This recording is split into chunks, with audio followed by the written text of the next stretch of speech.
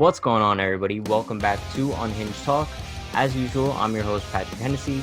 Today I'm joined by Brian DeGennaro, and this week we have a very special guest. We have John Ford Griffin, who is a former first-round pick of the New York Yankees, and now he is a coach, and we're happy to bring him on today. How you doing, John? Doing awesome, guys. Great to be on. Awesome. So, actually, last week we found out about John Ford here, and we were looking through because the draft was recent. So we were looking at the Yankees former first round picks, and we were just kind of interested to see how, because you were drafted in 2002, correct? 2001, but yeah. 2001. So I find it interesting to see how in 20 years, some players can go from Hall of Fame level, and then some others transition into coaching, some transition into front office roles. So yeah, just wanted to bring you on today, and we'll talk about everything involving the game. Yeah. So to start, let's just talk about your upbringing a little bit. Where you grew up, how you found that passion for baseball, maybe your favorite team, player, just everything that involved in your early experience in the game. Yeah, no. I was born in Tallahassee. I'm a Florida native. Born in Tallahassee, Florida. Lived there for a short stint of my beginning part of my life to about 5. Then I've been living in Sarasota, Florida for the last, I'm 40 now, so you want to call it, 35 years or so. Off and on, obviously, from, when I got drafted and then went to Florida State back up in Tallahassee. But Sarasota's been my home base. Grew up here. Started playing baseball, obviously, like most kids, as a young age. And, most times, whenever I talk about my past in terms of baseball, what I try to tell people is that baseball wasn't my first love in terms of sports. I love baseball. My father was a big, avid baseball fan. Kind of will lead into why I'm such a Yankee fan, which is, the big part of, when I got drafted by the Yankees, how cool that was. But I did grow up a Yankee fan. But I grew up, playing multiple sports. I did soccer, basketball. It's unique now, today's world, where multiple sports is not the norm. It's play a sport and that's it. So I grew up in that realm, and so sports was my thing, and baseball was just something that as I got older, I loved to even snow ski when I had a chance. My family would go out on vacation sometimes, and I'd snow ski, and I actually loved that more than anything else. But as I got older, baseball became something that I had an ability to play it. And for me, it was just something that I embraced more as I got older. And so, I think playing multiple sports was a huge part of that. I started off here in Sarasota, again, with baseball. I went to Sarasota High School, which is a very prestigious high school nationwide. At one point, I want to say they had the most kids ever drafted out of a high school, whether you were from the high school or went on to play college and then got drafted. Most in the country out of one high school. So that was pretty cool. And we won a state championship my sophomore year there. Got recruited by Florida State, went on to play ball at Florida State University, and set records there, with one being the batting average record, which I hold at 427 for the Atlantic Coast Conference in Florida State history. So from that point, those kind of accolades helped me get drafted in the first round by the Yankees. And when that happened, obviously that was a big thing because, like I said before, growing up, my dad was a big Yankee fan. So Mickey Mantle, Roger Maris, that kind of stuff. So that was my upbringing. Yankees were it. Gotcha. So did you ever think about going pro in skiing? Yes, I did. I'm not joking. I really? It was I loved it. Alberto Tomba was the Italian skier. I was like, that guy's an animal, and I was like, I want to be that guy. That's awesome. Unbelievable. I've always sucked at skiing, but I always it was one of the sports that I always wish that I could have gotten good at because it looks like so much fun. I've never done it before, never skied. Oh, it's a blast, man. Now I look back, I'm like, we're doing 100 miles an hour down the slopes. I mean, I skied for 10, 12 years, and I skied I didn't race or anything. I don't want to say I was competitive, but I got to a point where I was like, this is something I really, truly wanted to do. And, obviously it wasn't going to work out. I live in Florida. And, obviously baseball took over. But, yeah, it was killer. It's never too late now, though. Why don't you become a professional skier now? Yeah, right. My body would not let me do it now, man. But going back to your time at FSU, I was doing some research, and you're in their Hall of Fame.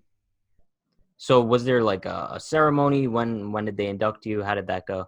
Yeah, no, it was really cool, man. I was actually living in Tallahassee at the time. Right when I got done, me and my wife moved back up to Tallahassee. We had just had our first kid, and I had some family up there, and it just made sense. So went up there, started a facility up there that I ran for a while, and during that time, I got a call from actually Coach Martin at the time, who they call 11, at Florida State, and he said that I got inducted into the Hall of Fame, and lo and behold, Bobby Bowden, the head football coach at Florida State for the 30 years, one of the greatest coaches of all time in college football history, he was in that induction.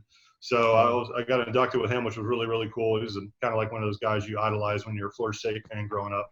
Hmm. And so that was really cool. Got the call there, and my mom had just passed, like literally 5 months before, which was really tough. It was really cool. So when I had to do the speech, that was like, I still remember that moment. But it was a really kind of special moment. It was like obviously bittersweet with that, and they showed all these videos and things, and but it was a memory, man.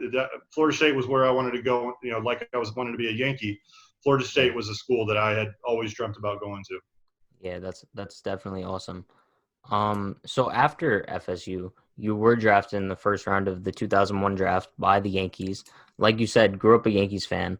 What was the reaction like? Because I know nowadays when a player is drafted, we have live footage of either them in MLB Network studios or them at home with their families, so we could see their reactions and we could see the anticipation that they go through. But back then, we didn't have that. So just bring us through like your draft day experience. AOL, man. It was on AOL. I mean, that was it. Me and my mom were on my computer. We had just lost in our super regional to Georgia. And literally the day after I had gotten home, and I had been told, I was going to go with Detroit, the 30th pick, or I think the A's had the either 24th or 25th at that time. Anyways, it was either those two. And then we're on AOL, and I'm getting phone calls. My agent was, with me, and back and forth, and we got a call that said the Yankees were going to bump up to do it, and from uh, Mark Newman, and he ended up calling, and kind of like setting it all up, and then sure enough, got a call from Brian Cashman, and that's kind of how it all played down, and of course, again, being a Yankee and hearing from Brian Cashman, that was like, oh my gosh, this is the Yeah. guy. And but it was through AOL. I did not have there was not an interview, there wasn't a camera on me. It was That's hugs so and funny. high fives, and that's it, man. That was all it was. Yeah. Yeah. It's definitely interesting to hear like from your perspective of how like you were like, wow, Brian Cashman's calling me, because we speak to prospects that were just drafted a few years ago and they go through the same experiences you do, like receiving a call from Brian Cashman being Mhm. like, damn, like it just shows how much his presence in the organization has stayed the same throughout all these years. It's crazy. Oh yeah. Yeah. But also AOL. That's like Brian's time period. Like I'm even too young to even remember AOL like that. Like, but Yeah, it was insane. It was definitely crazy. I still have an so AOL account. do you actually? I think I made one when I was like 5, but then It's like classic, Gmail man. I took mean, over. Yeah. it's a part of history. You gotta. I mean, it's crazy. I wish I had the limelight that some of these kids did. I mean, everybody does, but at the Yeah, time, I mean, that's what it was. I mean, it was nothing. I mean, all the things nowadays, like Golden Spikes, I was a nominee for that as well. And back then, it was just like you're on a list. And nowadays, you get invited to do all this stuff. It's just a way yeah, different time. And I mean, it is what it is. I've seen it 100%. firsthand and how it plays out, but it was definitely different. Yeah. So also like doing research, I kind of like looked into what happened to your career, and I kind of found out that it was derailed by multiple injuries, and like you were really never able to like completely rebound from that. Do you want to like bring us through kind of like rehabbing and trying to battle back from rehabbing and the injuries that you faced during your professional career? Yeah, honestly, man, it was a little bit of both. I mean, I can, I don't want to blame injuries. That's a lot of times, a lot of guys will blame injuries. And I mean, obviously, yeah, I got sidetracked with injuries a lot, and that kind of affected me. And then obviously, your goal is to continue to play because, when I was playing, it was, somebody's going to take your job, basically if you get injured, and there was a whole saying in the Yankees spring training by George Steinbrenner, you can't make the club sitting in the expletive tub. And so you kind of grow up saying I can't be hurt. And so sometimes injuries turn into worse injuries because you don't want to get affected. And my issue is I got injured at times when it really, really, obviously I think it all matters, but really like on the bubbles of like breaking into the big leagues or really kind of putting a stamp on my name, having a great season and missing the last month. And that happened numerous times, or starting off the season from big league camp, getting injured in big league camp, and then, missing the first couple weeks. And those kind of things ended up kind of hindering me, or, putting a little, obviously bump in the road. But at the same time, there was times where I had opportunities, and, I didn't fully take advantage of all of them by doing the things that I should have done. And I think you press a lot when you start feeling like you've got to force it because you were injured. And that kind of was where it's just a snowball effect of, a combination of different things that I think came up. I mean, I had good numbers, but they were scattered. And I think that's where it all came down to it. And by the time it was getting smoothed out, you just miss time. And every year they draft the first round or whoever. And that's kind of baseball. And that's where, for me, I felt like I took advantage of every opportunity I could. I don't regret any bit of it. But at the same time with injuries, you're spending the money doing your rehab. You're spending your whole offseason doing all that stuff. And every dollar I had ever made in baseball was committed to me playing Major League Baseball. I didn't go, yeah, of course you go and have fun and you spend your money and you buy a couple cars or whatever, a couple cars at a time. But you buy a car and you have some fun with it. But, I didn't like splurge in it. And I committed it to myself, and I knew that was something I wanted. And I got my chances. I got up there, and I had a little bit of success with it. But every time I was back in that mix, something would come up with injuries or a reoccurring injury, which I've had a couple of those and surgeries. And those things, they just hurt baseball players, man. It takes time. Yeah, 100%. Yeah, I mean, that's one of the things we talk about a lot, because we talk a lot about prospects and how baseball is so different from every other sport. You get drafted and you're probably like 4 or 5 years away from the majors at best. Whereas like you get drafted in the NFL, you're in week 1. So, it's really cool to hear from your perspective what that's like and what the process feels like for you. Yeah, for sure. It's a different process. There is no doubt about it. It really isn't. If I were to give advice, which I do because I obviously work with kids all the time, it's there. When people say trust the process, it's really not even just trust the process. It's trust yourself and do what you did getting there. Like don't get sidetracked with what got you to play or get drafted. That you got drafted because people saw something in you, and that's something I think sometimes I look back. If I were to try to alter one thing, it would be not try to become somebody that somebody else wanted me to be. It's stay true to my game. And obviously playing with multiple organizations, you hear different things. But when I was with the Yankees, I still to this day, obviously I give my loyalty to the Blue Jays because that was my chance. They gave me my opportunity. But, and I don't think it wasn't because of the Yankees. I understood what had to go down for that.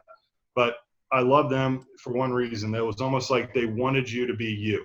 And, especially when it came down to me. I mean, everybody has their different stories and how they were when they got drafted and what they wanted guys to do. But for me, they wanted me to be me. And that was something I will always look back and, my loyalty to the Yankees is always, 1, getting drafted, and 2, the way they talk to me about my game. I always liked that. Mm-hmm. So leading off of that, I always like to talk to former players, current players about their experience with their major league debut. So like you mentioned, the Blue Jays were the team to give you your major league opportunity, correct? Yes, Blue Jays. Yes. Okay, cool. So do you want to bring us through that day when you found out you were called up, when you made your major league debut? Because so many players have so many differing experiences, and it's such a whirlwind of emotions for everyone. Yeah, I mean, it wasn't – there was some – I've heard some really fun and crazy stories about that. I actually have one that's not even my debut. It was my second stint that would actually be the funner story. But my major league debut, I just hit – that was my most, I guess, productive season I had. I had 30 home runs and 110 or 100, I think 2, finished with 31 and 110 from the MLB stint combined. But I just hit 30 literally the day before, to finish off a 30 home run and 100 RBI season in AAA with the Syracuse Sky Chiefs. And I kind of had a feeling that I was going to get called up just because there were some rumors and talk about it. And there was another player with us, Sean Markham, who ended up playing, quite a bit with multiple different teams. Very good pitcher. But me and him get called up, and we're driving. We actually are the manager of the Sky Chiefs. His name is Marty Peavy. They actually brought him up too to become the first base coach, which was really cool. So we all drove together up to Toronto. When we basically got to Toronto, they were already going to Baltimore. So we basically dropped our stuff off in Toronto and then flew to Baltimore. And then when we got to Baltimore, of course, there's no – I don't know what it was with the car situation, but we ended up taking an airport van with like 6 different people in the airport van. And we had to go drop off everybody else before we ended up going to the field. So, of course, we show up about 30 minutes late. But, what's cool is, you get there, and Baltimore is one of the best clubhouses, most beautiful stadiums with the brick. It's really nice. Just such a cool stadium. And, we walk in, and obviously, I'd already been in big league camp, a couple of years. So I knew most of those guys. And, you have such a good, warm welcome with all those guys and whatnot. But more or less, it's just, okay, I'm here. But you really don't feel like you're there. And then all of a sudden you put on the uniform, you go, you're doing BP, and you're still like, okay, I'm really not here, even though when I took BP, I felt like I was hitting every ball 500 feet because I felt like I was just, on cloud 9. Yeah. And so I'm like, this is just awesome. The balls are jumping and da-da-da-da. This is, this is amazing.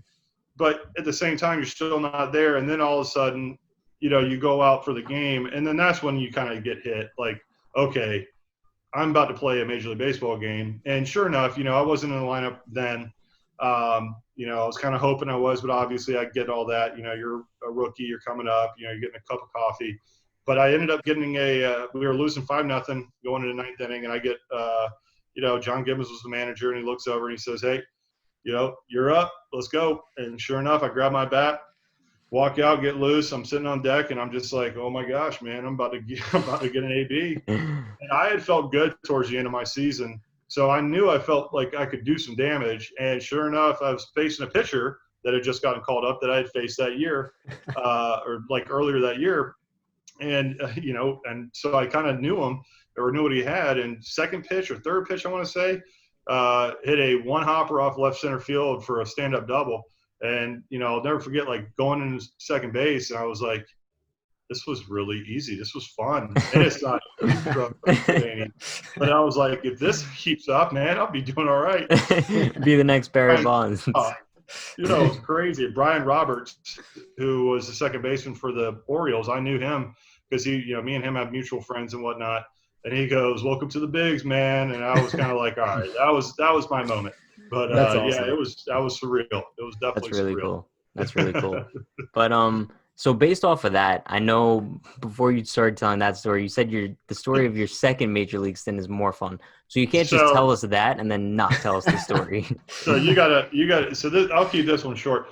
I got hurt the following year again. Come off that, and then I get hurt basically on 2 separate stints. I was on a 30-day deal and then a season-ending tore my labrum, and so I missed like 80 or 90 games that year, and it was just a bad year for me. It just got hurt. When I played, I wasn't playing well, and I mean that was my opportunity to really go. So again, sure enough, I missed that year. And the following year, I come back, I rehab, I do everything I can, fix my shoulder. I come back and I hit 27 home runs, and I think I had close to 90 or 92 RBIs that year. So I was like, okay, again, I'm back on track. I'm where I need to be. I think at the time I was still 26 or 25 or 26 at the time. So I still felt like I was young enough to be considered there, a young guy. And but I didn't get called up right away. And so it bothered me a little bit. I wasn't expecting that. I thought I was. But, sure enough, they were like, oh, well, just be ready. You never know. I'm like, be ready. I mean, what are you going to do? Call me like a week in, 2 weeks in, go on vacation. Sure enough, they call me. I literally get home that night. I went with my wife, my girlfriend. We went to the Bahamas.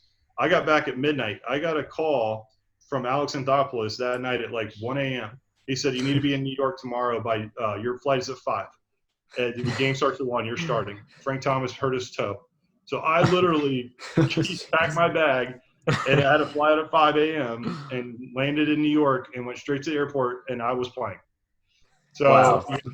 that was that. I know it, not even expecting it. And that's, you want to talk about turning on a switch. Your mind is not in baseball. It Yeah. was like, oh, you're going to go actually play in Yankee Stadium, Yeah, I can which only imagine. Jesus, that's so I can unbelievable. only imagine.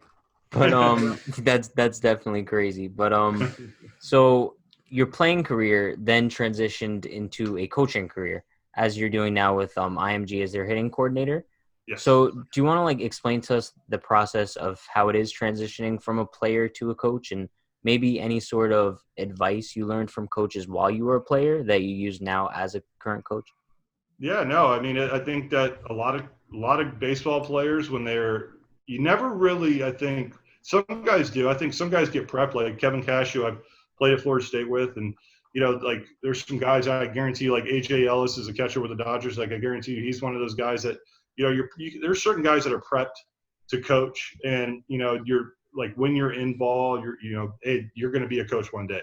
I never thought of that. I had always thought when I was done, I was done.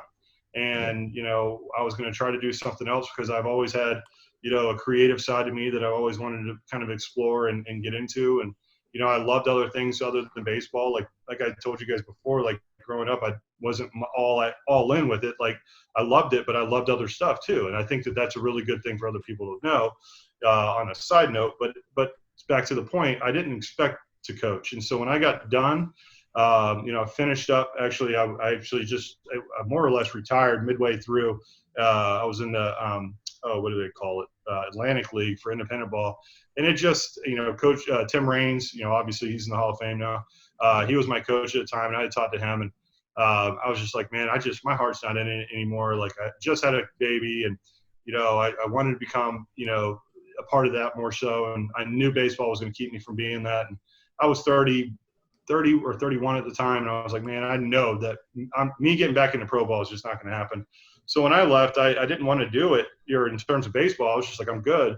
And when I got back, sure enough, within a month, I'm already being talked to, people about like doing lessons, and one, I'm like, God, I can't do this, man. This is not what I really want to do. But sure enough, I was like, you know what? Why not? Let me try. And I ended up liking it. I didn't love doing the lessons at first, but what I ended up starting to like is the relationship that I established with the players. And that was something that was really cool to me, because I think when I played, one of the things as a player, you build relationships with coaches as like mentors and people that you trust. And, obviously you play for guys that you don't like, you play for guys that you do like. And I think for me, I was always like, that is a cool thing about coaching, is you can be that person for somebody else. It's not like, hey, this is how you hit and this is how you field. Yeah. There was a relationship that I really appreciated. And I think that that's what I truly take with me right now is like what I learned from coaches that I played with is how do you build that trust with a player to really buy in, because it takes the buy-in from a player to really learn. You can't just tell somebody to do something just because it's right. They have to understand it and appreciate it and respect you and trust you. And I think that that's something like, you hear from like guys like Nick Saban, great coaches like him. Like my players, I earn their trust and their respect before I start going into anything else. Because once I get that, I know I can do anything with them, and they will buy in and trust me. And then you have to like continue to earn that trust with them by showing them the results and, hey, this will work. But that's what I've taken. And where I'm at now, I know I'm a good hitting coordinator and I'm a good hitting coach. But I also believe one of my best attributes as a coach is we identify with each other, me and my players. I build that camaraderie and I build that trust with them so much to where I feel like there's a mutual understanding of what we're trying to get done. And it's not always just about me, like the me and a team, the I and team kind of thing, or the me and team kind of thing. It's how we can do things together. And, what I built with IMG, being a hitting coordinator at IMG, we have 160, 170 kids. So this is a full farm system. This is bigger than some minor league organizations. We work with 10 teams. And so I'm not just working with one team. I'm working with all these kids. And then we have camp kids. And then we have kids coming from all over the world. I mean, I traveled to Korea. I've traveled to Japan. I've gone all over the world to do baseball and teach baseball. And so you just kind of build this, respect and this camaraderie. And all of a sudden now it went from doing a couple lessons to where I'm traveling the world and teaching all these kids. And my basis of my coaching is baseball's fun and you got to enjoy it. And it's not just, about the statistics and all that stuff.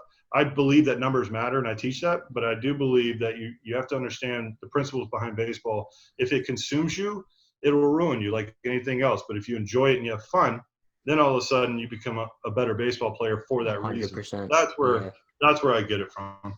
100%. Because I mean, even on our team here, we have writers that claim that baseball is all statistics. There's no human element to baseball. But I mean, a lot of us remind these writers that there's such a human element to baseball that you cannot put a statistic on. There's so much mental, there's so much heart, there's so many other things that go into it other than numbers. And a lot of people don't realize that.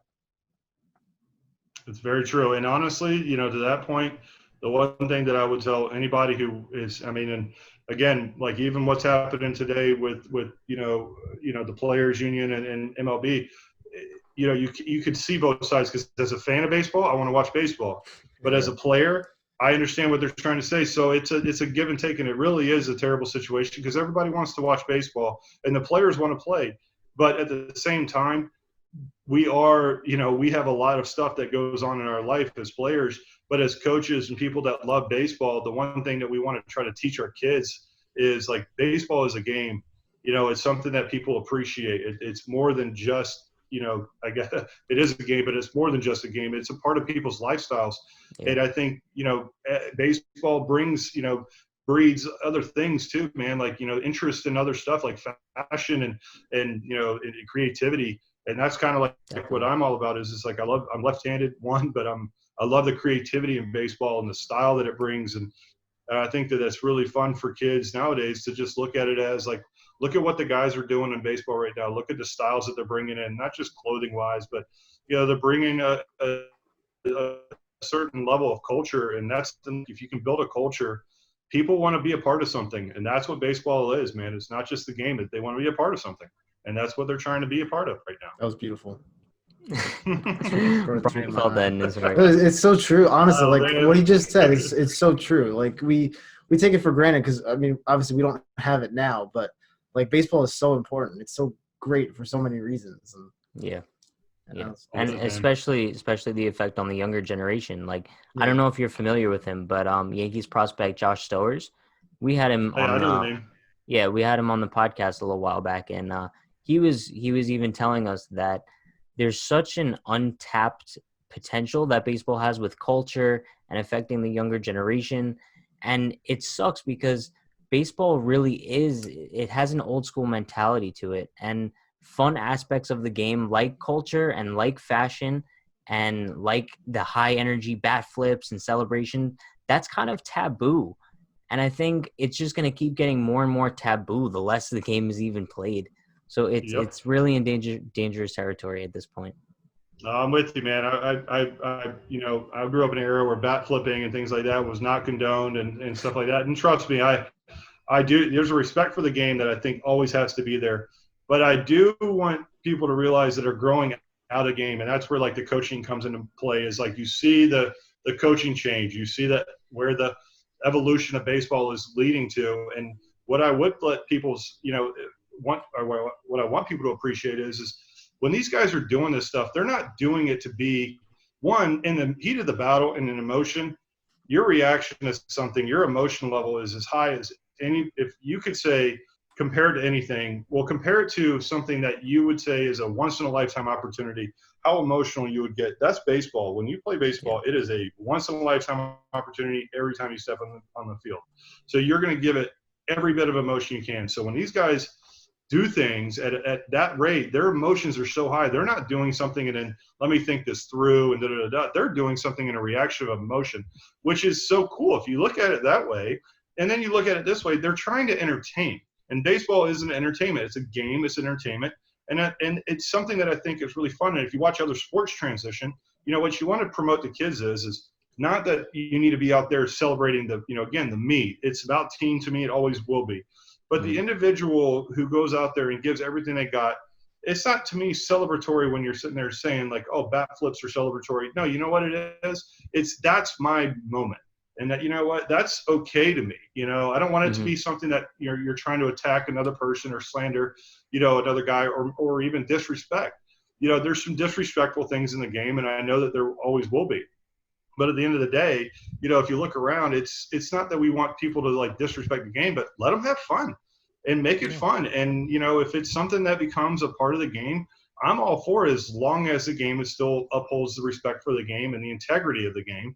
But some of these guys who are doing this, they're not hurting the game. If anything, it should be fun. And if fans take it that way, or if other people start taking it that way, and there is an era right now who's looking at this, and it's an older era, and that's fine, that's saying, I don't like this, and that's ridiculous. Well, you know what? At the end of the day, our era will look back when we're turning 80 and 90 years old, and that era that's playing baseball at that time will be doing something. I guarantee you will say the same. Definitely. It's just 100%. Evolution. And that's okay with me. And if it still stays healthy, and we don't break the true integrity of the game, where you hear some rules that are coming about, and you're like, don't do that. There's some things to this that you just need to keep to what it is. But at the end of the day, the fun part of the baseball, I hope it stays true. I really do. Yeah. I want to say the last question that I really have for you for this episode would be going off of your coaching career. What are your future aspirations? Is your end goal to coach for a major league organization, minor league organization, or just are you enjoying what you're doing now? The way I've always kind of pictured my life is if you do things really well, things come.